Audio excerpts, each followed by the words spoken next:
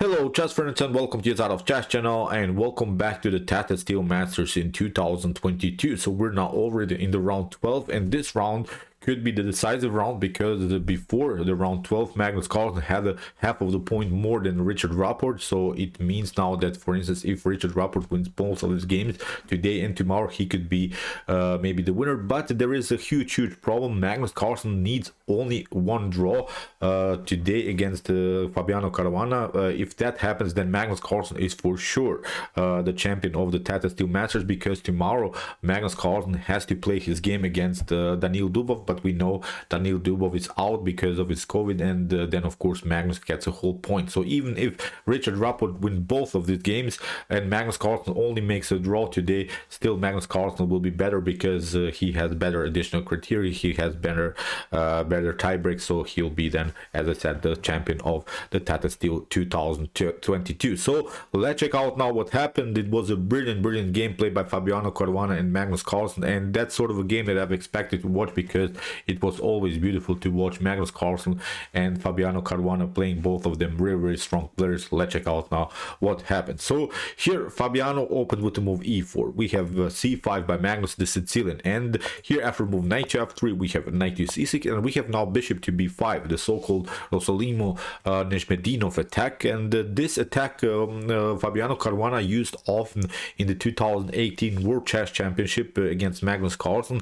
We have to say all of these games ended in a draw, but Magnus Carlsen I think found always good defenses against this Neshmedinov attack. I think in the World Chess Championship 2018 Magnus Carlsen came out of this opening theory very easily. He found always good positions, so I think that Magnus Carlsen played today the Sicilian in order to get back a little bit to the 2018 World Chess Championship. So after move bishop to b5, Magnus also played very often this move g6 against Fabiano Caruana in the World Chess Championship. The idea is clear. For instance, if you play something like bishop takes c6, then of course d takes c6 is happening. You can calculate bishop to g7 would be maybe the normal line, and after something like knight to c3, I like always this line. e5 is beautiful here for black, I think, to get this very nice central grip around the square. d4, the problem for white in this particular position is, okay, you have a little bit messed up your opponent's pawn structure, but you cannot use this square in order to attack the position further, maybe on the 5th rank. You are not having opportunities to attack your opponent's king side, your opponent's side of the board immediately. On the other hand, maybe with some maneuvers black could find a way maybe to cement his knight here around the square d4. So that's why I don't like this immediately idea here to take out the knight on c6. That's why here Fabiano Caruana played simply calcing, and Magnus Carlsen plays, of course, bishop to g7. So what you don't want to also do from black's perspective is to a little bit push your opponent's bishop now with the move a6, because if that happens, then it's a new story. Okay, again, probably here d takes c6 will happen, but it's now a different story because there are several weaknesses here on dark squares on the queen side. So it's now a little bit different because here you have already pushed the pawn. So I think in the near future, maybe with here d3 bishop to e3,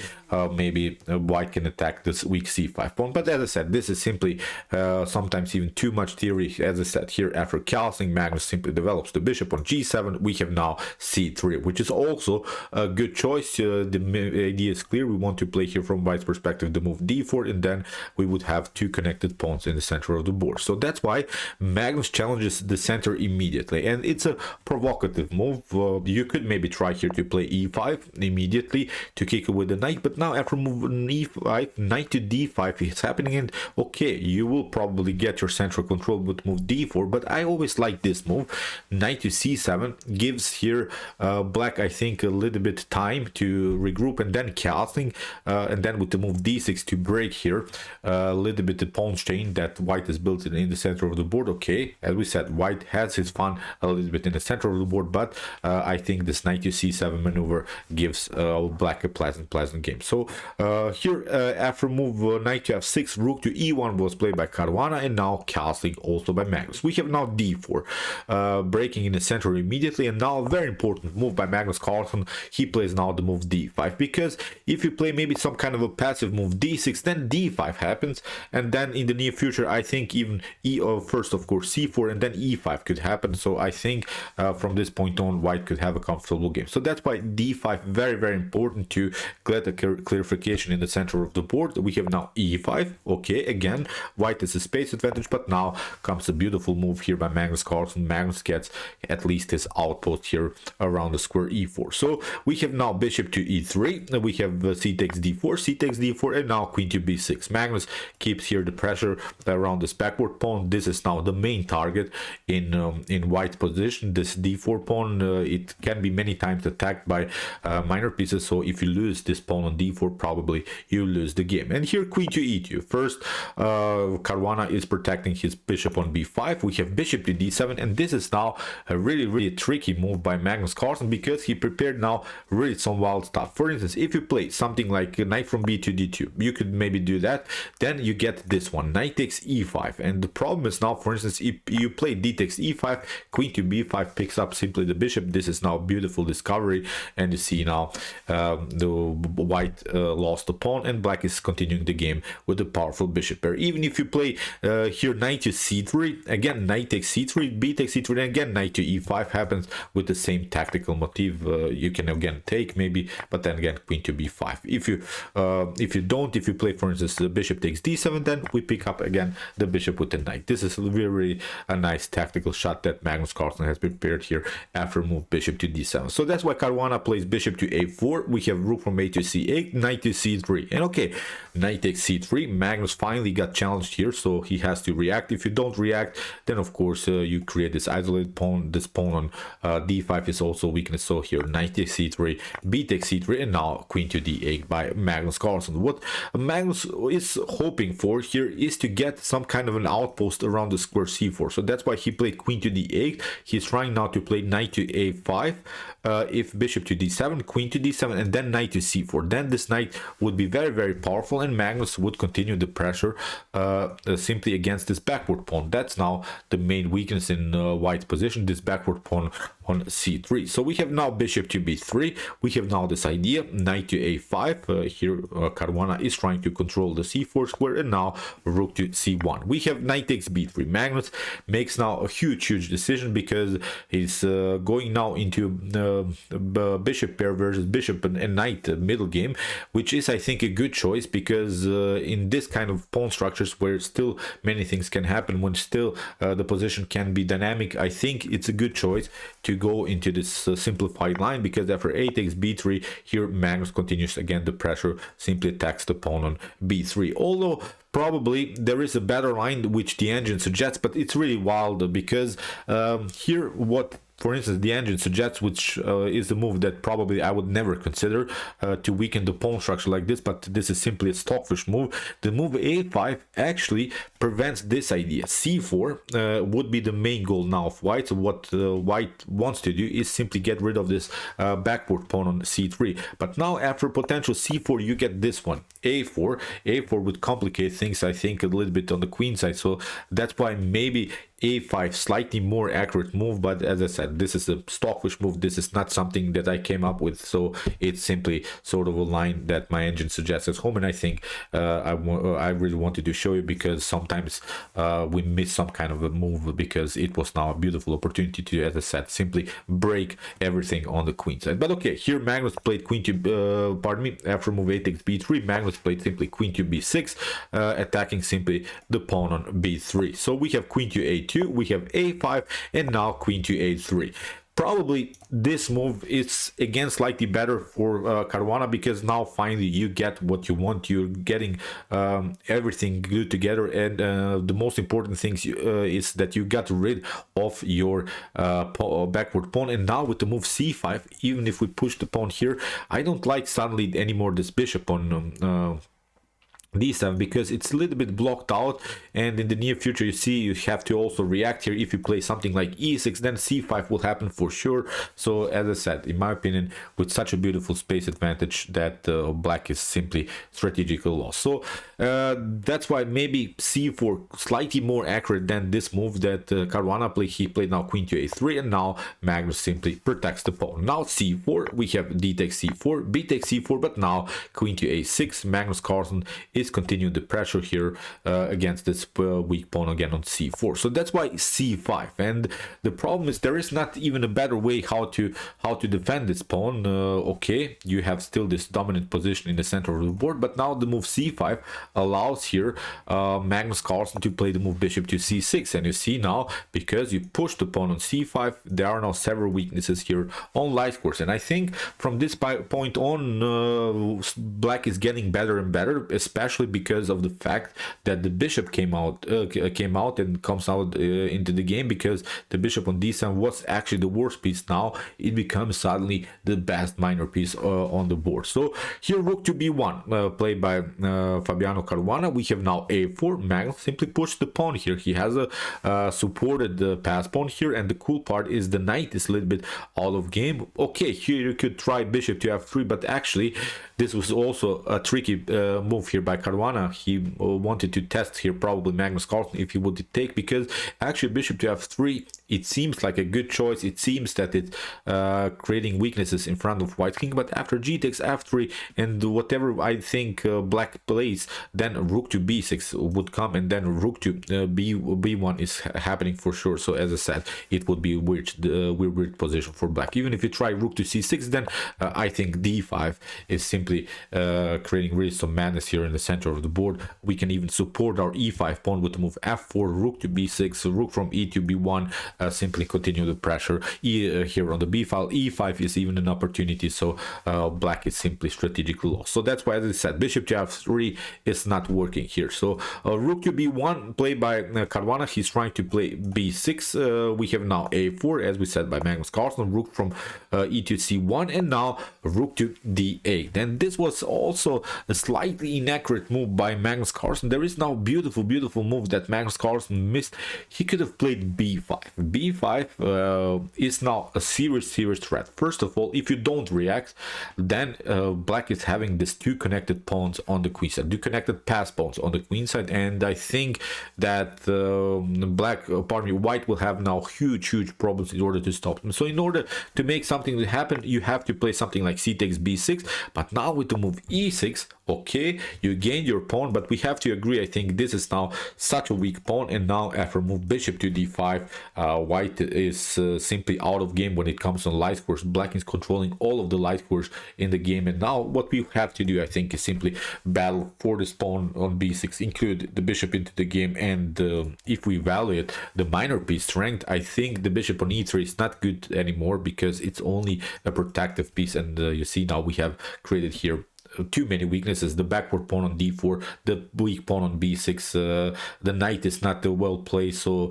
the activity of black's piece is much better. As I said, light square control of blacks is too much to handle, I think, here for white. So as I said, rook to d8, slightly inaccurate move, but still I think it gives Magnus Carlsen here good chances. After this move, knight to d2 was played by Fabiano Caruana, and now a beautiful move here by Magnus Carlsen, queen to e2. As we said, suddenly the light squares became a huge problem for Fabiano Caruana. After move queen to e2, here Fabi makes now a crucial mistake. He plays now the move f3, although probably the better move is simply rook to e1, and then okay, Magnus Carlsen still would have, I think, a slight advantage, because his pieces are getting more and more active, but at least you kicked away the queen. But with the move f3, Magnus now makes a huge mistake, and maybe you can pause the video and try to see now the best continuation here for black. Try to see now the best continuation for Magnus Carlsen, because of course Magnus found it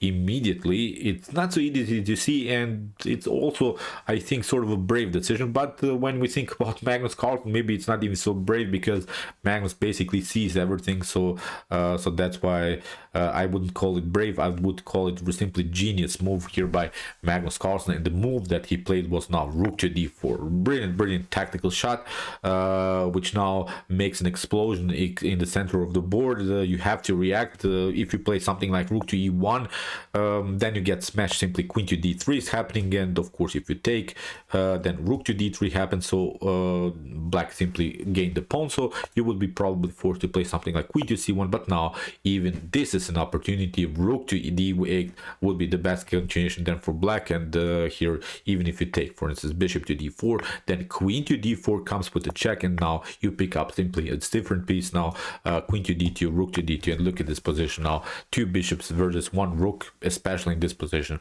This is a strategically lost game here for Fabiano Caruana. So that's why after move rook to d4, this was the stunner of the game. Fabiano takes bishop to d4, but now the knight is hanging, and suddenly Magnus Carlsen has a good position, although Magnus is down the exchange. But we have to, I think, agree that this bishop on d4 is only sort of a piece that is used like a pawn here. It's a big pawn, we could say, because the bishop on d4 is simply not good. You have to first protect it here. Rook to d1 was played by Fabiano Caruana. We have queen to f4, queen to b4, and now e6. Now Magnus Carlsen is locking the position on dark square. He's saying we will never push the pawn here. You're not creating some further weaknesses in my position. Now Magnus controls basically every light square on the board. Brilliant positional stuff. So here queen to c3, bishop to c3, which was again a huge inaccuracy here by Caruana. Maybe finally rook to d3. Maybe you're trying to regroup somehow, but here after move bishop to c3, queen to b4,